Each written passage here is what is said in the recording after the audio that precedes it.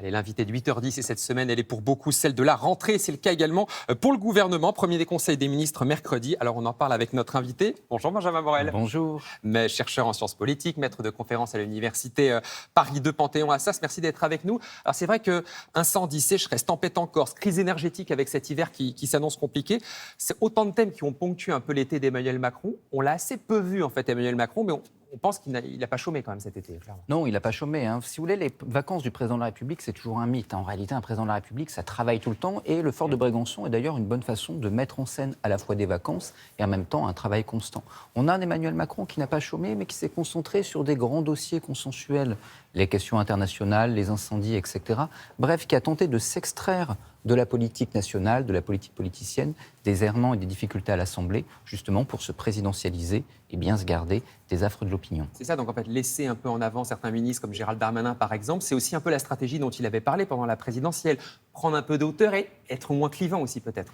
L'objectif, en effet, c'est d'être moins clivant. Et ça fonctionne plutôt bien. Aujourd'hui, dans les enquêtes d'opinion, vous avez une image d'Emmanuel Macron qui apparaît un tout petit peu plus consensuelle. Il faut voir qu'Emmanuel Macron a plutôt une bonne image dans la gestion des crises. En revanche, sur la projection et sur le programme politique qui est le sien, l'adhésion n'est pas tout à fait évidente. Donc là, on a un Emmanuel Macron qui se veut en réalité incarnation de l'unité de la nation face aux crises. C'était le cas en Ukraine, face à la Covid. Il continue à jouer sur ce logiciel-là. Ça ne signifie pas qu'en coulisses, eh bien évidemment, il n'avance pas ses pions et il ne contrôle pas la marche du gouvernement. Ça, évidemment. Emmanuel Macron, d'ailleurs, il annonce, il a précisé la date, ce sera le 8 septembre prochain, ce fameux Conseil national de la refondation. Ça va servir à quoi? C'est un énième grand débat encore, une espèce de consultation des Français tirés au sort? L'objectif, c'était de mobiliser les corps intermédiaires. Il faut bien comprendre qu'Emmanuel Macron, on l'a dit, a été élu sur un moment très très particulier, avec une crise, notamment en Ukraine, une campagne relativement famélique et une politisation très faible de l'opinion. La question, c'est comment est-ce que vous engagez l'opinion sur de grandes réformes lorsque, justement, eh bien, il y a eu assez peu de débats durant la campagne et que vous-même, vous avez assez peu de relais, partisans, corps intermédiaires, élus locaux. L'idée de ce Conseil national de la refondation, c'était de mettre autour de la table les différentes forces du pays pour ensuite avancer sur les réformes et obtenir un consensus social dessus. C'était avant les législatives. C'est-à-dire qu'aujourd'hui, ce Conseil national de la refondation risque d'avoir un concurrent de taille qui est le Parlement. Et le consensus que vous allez construire au sein du CNR ne sera pas forcément celui retenu au Parlement. Vous risquez de fâcher et les parlementaires et les partenaires sociaux que vous avez mobilisés. Oui, les parlementaires, ils ont effectivement l'impression de ne pas servir à grand-chose quand ils voient cette espèce de conseil se former. Mais peut-être qu'il va être utile pour la loi immigration. On voit qu'elle a été repoussée. Gérald Darmanin devait la présenter en octobre, ce sera un peu plus tard. Mais le but, c'est quand même d'essayer de créer un petit peu un consensus sur cette loi. Emmanuel Macron, il a dit qu'il y tenait. Il y tenait et ça va être extrêmement compliqué à faire passer, tout bêtement parce que c'est quelque chose de fondamentalement clivant au sein même de la majorité. Si vous prenez le dernier quinquennat, 2017-2022, le premier moment de clivage très fort au sein de la majorité, c'est la loi Asile et Immigration de Gérard Collomb. Or là, on voit que si cette loi immigration passe, elle va être, comme beaucoup de lois en réalité, elle va passer aux conditions de LR, qui tient les clés d'une majorité à l'Assemblée nationale, qui tient le Sénat et qui tient ce qu'on appelle les commissions mixtes paritaires, c'est-à-dire le conclave entre députés et sénateurs. Or, la gauche de l'hémicycle, la gauche de Renaissance, n'a pas forcément tout à fait intérêt à ce que cette loi passe aux conditions de LR demain. Vous voyez par exemple Sacha Houlié cet été qui dépose une proposition de loi. Un député de l'aile gauche de la majorité. Exactement, assez proche d'Emmanuel Macron d'ailleurs, qui dépose une proposition de loi sur le vote des étrangers. On voit que c'est une réponse de l'aile gauche à l'aile droite et que les clivages au sein de la majorité continuent à exister. Donc, pour la première fois depuis 2005, je crois, il n'y aura pas de rentrée parlementaire extraordinaire au mois de septembre. On va attendre le mois d'octobre pour ça. C'est quoi le but? Parce qu'effectivement, on est dans une situation politique complètement différente. Ça va être quoi le gros enjeu? C'est de préparer le budget, surtout, qui va être le gros dossier à faire voter en octobre? C'est le gros dossier et celui-là, vous ne pouvez pas le reporter. C'est-à-dire que le texte sur l'immigration, les retraites, vous pouvez toujours vous donner quelques mois pour négocier. Le budget, il doit être voté le 31 décembre. Sinon, vous n'avez plus de budget de la nation et c'est un tantinet embêtant. Donc, il faut arriver à faire passer ce texte autour d'octobre, novembre, décembre. Le problème, évidemment, c'est que vous avez deux grands moments dans la vie parlementaire où l'opposition doit s'opposer. Les motions de censure et les budgets.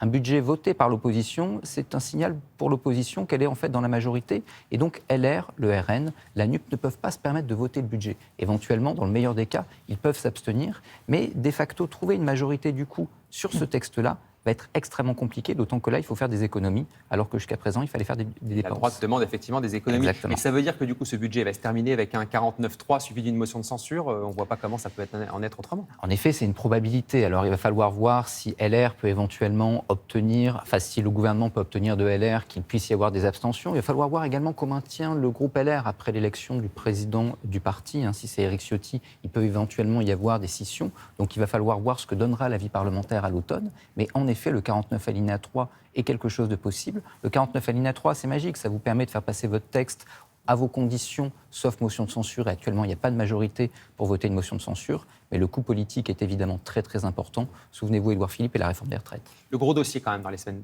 qui viennent pour Emmanuel Macron, ça va être effectivement l'énergie. On voit qu'il va en Algérie la semaine prochaine pour tenter de négocier, effectivement, pour compenser un petit peu l'absence de gaz russe. C'est un thème, quand même, sur lequel il n'y a quasiment que des coups à prendre pour l'exécutif.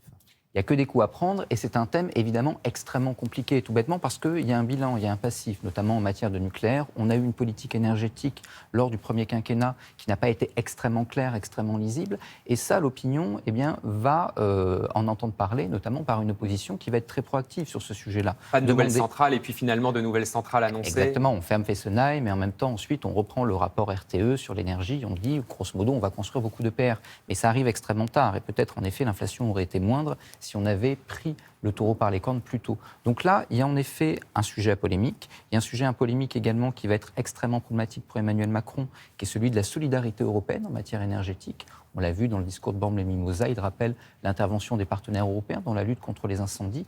Tout ça doit permettre de désamorcer ce débat qui, à l'automne, peut être un débat assez chaud. Oui, mais il est quand même avec des mots très durs. Emmanuel Macron à Bormes-les-Mimosas, il dit quand même cette guerre, pendant la guerre en Ukraine, qui tonne à nos portes, en parlant de ce conflit ukrainien très dur. En gros, il prévoit du sang et des larmes et il nous annonce quand même des mois difficiles. Alors, il prévoit en tout cas beaucoup de larmes, notamment en matière économique. Et là, il faut bien comprendre, vous prenez un sondage BVA qui est paru au mois de juillet sur la capacité des Français à accepter des restrictions d'énergie. Vous voyez que 63% des Français peuvent accepter ces restrictions d'énergie. Encore faut-il qu'elles soient légitimes et qu'elles soient considérées comme étant liées à un impératif qui dépasse des considérations gouvernementales. Grosso modo, il faut défendre la liberté en Ukraine et il faut défendre également notre modèle démocratique. Si jamais vous arrivez à légitimer ces restrictions, elles peuvent passer. Si en revanche l'opinion se retourne et considère que, après tout, les sanctions ne sont pas utiles, que la solidarité européenne, ça ne l'est pas non plus, qu'il y a eu des errements lors du précédent quinquennat en matière de politique énergétique, à ce moment-là, l'opinion peut se retourner. Et là, on peut avoir en effet des ronds-points qui se remplissent. Pour finir, Benjamin Morel, justement, on dit souvent que la rentrée sociale, elle sera chaude. Et ce qu'on dit quasiment chaque année, il y a un risque pour vous sur ce plan-là, pour l'exécutif, de voir effectivement des syndicats mobilisés dans la rue. Et sur quel thème d'ailleurs ? C'est une possibilité. On a une première mobilisation qui va a priori avoir lieu le 29 septembre de la part des syndicats. Et aujourd'hui, à la fois à l'Assemblée nationale et dans la rue, il y a des relais qui peuvent permettre de transformer une stratégie d'obstruction parlementaire en mobilisation sociale d'ampleur. Donc l'exécutif doit être extrêmement habile et extrêmement prudent, avec des lois qui plus est, vont être très clivantes. C'est une forme de bûcheronnage sportif appliqué au gouvernement. Merci beaucoup, Benjamin Morel, d'avoir été l'invité de Télématin, chercheur en sciences politiques, maître de conférence à l'Université Paris 2, Panthéon-Assas. Merci beaucoup.